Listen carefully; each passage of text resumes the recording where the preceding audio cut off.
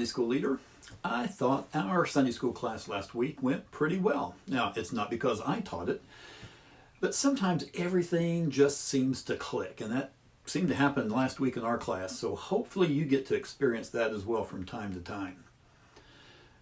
The summer I met my wife, it was that long, hot summer of 1980. I worked in northwest Oklahoma in natural gas pipeline construction.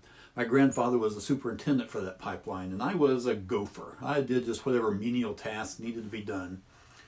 The next summer, 1981, I worked with him, and we together tested sections of pipeline before they were put into production.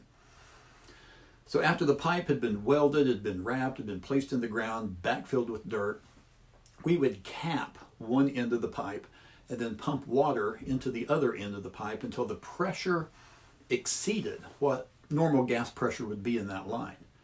We then had meters on the line, and we would watch the pressure for about 24 hours, being on the lookout for any loss of pressure. Now, there was no way the gas company was going to go live with that line without it first being tested, right? So similarly, a faith that isn't tested can't be trusted. And in this week's lesson, we see that Abram's faith was tested as he encountered fear. Now, this is our second lesson this week. It's in the unit called Walking with Confidence. The lesson is out of Genesis chapter 12 and 13, and it's titled Confidence in the Face of Fear. The point of this lesson is trust God when you are overwhelmed with fear. Well, we pick up where we left off last week in Genesis 12. In verses 10 through 13, we see that Abram and Sarai are in the promised land. They're in Canaan, but not for very long. It appears that soon after they arrive, there's this famine in the land. Now, do you remember last week I said that when God calls you to a place or to a task, it isn't necessarily easy? Well, here's proof of that. Abram, he was obedient. He followed God to Canaan. But when he got there, there was this famine in the land. So he was presented with this crisis of faith. Now, the Bible doesn't tell us, so we can't know with any certainty if the decision that Abram made to temporarily go down to Egypt, if that showed a weakness on his part, or was that God's way of providing for him and the folks with him. Now, I'll explain a little bit later, but I lean toward going to Egypt was not in God's perfect plan. See, the difficult thing is that there's no formula to let us know whether the decision that's set before us is a test of our faith, to rely on God, or if God is somehow providing assistance in this out-of-the-box kind of way. And for Abram and Sarai, remember, it wasn't just them. There were servants and livestock, and Abram was responsible for all of their well-being. So whenever you're following God and you find yourself in a difficult situation, we have to be careful not to fault in the two extremes. And one extreme is that we can run away from the slightest hint of a problem. Of course, this is the natural response, isn't it? But it indicates that our faith is not very strong. On the other end of the spectrum is that when God opens the door for us to move on, we can be bullheaded. And can we remain where we are because we know we can defeat the problem at hand? This is individual pride. So the two extremes is that we don't have faith in God on one hand and too much faith in ourselves on the other. Well, I believe you can see these extremes in pastors, right? Some will start searching for another church immediately after the honeymoon phase of their pastorate is over and the challenges begin. Others, they're going to stubbornly dig in and they're going to die on a hill not worth dying on. And you don't have to be a pastor to experience that. We're all capable of these extremes. So what should we do when we find ourselves in a precarious situation? We're to remain where God's called us until we're certain He's telling us to move. Now, regardless of whether it was the right thing to do or not, Abram and company went to Egypt. And as they were approaching Egypt, Abram comes up with this scheme to save his life. You see, he's afraid that if they find out that Sarai is his wife, that they're going to kill him and take her. So instead he told her, hey, say that we're brother and sister. And Abram, then he wouldn't have to fear for his life. Now we know from Genesis 17:17 that Sarai was 10 years younger than Abram.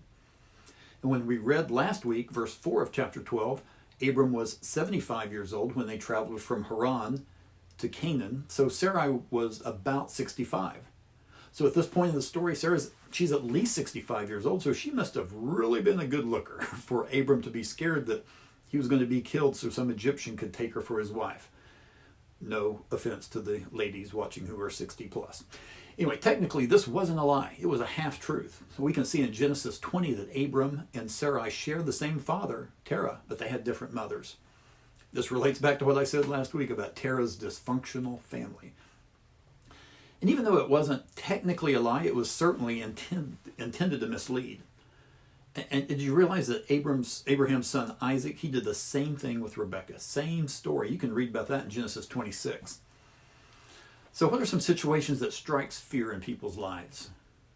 Is it a medical diagnosis, the letter from the IRS, being called into the boss's office only to be told that your services aren't required anymore? Our response to these situations of crisis will reveal our character. And while Abraham's listed in that hall of faith in Hebrews 11, he certainly was far from perfect. Now, verses 14 through 16 aren't in our lesson text, but I believe it's important to tell this part of the story. Abram and Sarai, they enter Egypt. Pharaoh's officials saw Sarai's beauty, told Pharaoh about her. She was taken into his court, which means she was part of Pharaoh's harem.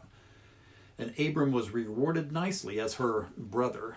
Right? Verse 16 says that because of the transaction, Abram was treated with livestock. He was rewarded with livestock and servants. And Sarai wasn't treated too badly either. She obtained a maidservant, Hagar, while in Pharaoh's household. A couple of points here. Material acquisition isn't always an indication of God's blessings. Also, a wife whose husband is out of the will of God will suffer for his sin. Now, they're not punished for the husband's sin, but there will be consequences of the husband's actions that will adversely affect her. In verse 17, God inflicts serious diseases upon Pharaoh and his household. And we're not told exactly how it came to pass, but in the following verses, we see that Pharaoh realizes that Sarai is Abram's wife. He confronts Abram. Why didn't you tell me this to begin with? Just take your stuff, take your servants, take all this stuff and get out of here. Now, it's so funny because this is a foreshadowing of something that's going to happen hundreds of years later, isn't it? Under the reign of a different Pharaoh, when additional plagues are going to strike Egypt and the Israelites are told to leave. Now, the first 4 verses of chapter 13 are our final section of scripture for the week. And Abram and company, they leave Egypt, and nephew Lot's with him. They return to where he first built an altar between Bethel and Ai, and he called on the Lord. Now, did you notice in the story that at no time was it recorded that Abram called on the Lord once he left Canaan and went to Egypt? That's why I lean toward the trip to Egypt not being in God's perfect will for Abram. Because whenever we're operating outside of God's will for our life, we don't want to communicate with God. It's like a child avoiding his or her parent because the child's done something wrong and they're ashamed and they don't want to communicate with them. So what's the big deal? Sure, Abram was probably not doing what God intended, but look what he gained. All the servants, all the livestock. She gained a maidservant. Here's the thing. Everything he gained came back to cause him trouble. Because of the accumulated wealth, Abram and Lot, they couldn't live together. And they had to go their separate ways. Hagar, the Egyptian servant, later brought division into the household. And so it boils down to this. Any short-term benefits obtained from disobedience is far outweighed by the long-term cost. A couple of takeaways from this lesson. Whenever you experience a spiritual victory, expect a test. Remember, a faith that isn't tested can't be trusted. Your response to that test reveals your character. Now, the lesson title is Confidence in the Face of Fear. We will all encounter situations that make us afraid. Now, I know there are a lot of scriptures that say something like, fear not, or do not be afraid. Now, I really think most of those scriptures are for specific people, for specific situations, and not blanket coverages. So I don't think it's a sin to fear. However, it's our response to fear that can be sinful. Remember what Psalm 56 verse 3 says, when I am afraid, I will put my trust in you. You see, when I am afraid, we will be fearful. And when we trust in God, we put our confidence in him. And when we do that, The situation or the person you fear will be put in perspective to God and his power. And as the next verse, Psalm 56:4 says, God whose world I praise, in God I will trust and I will not be afraid. What can mere mortals do to me?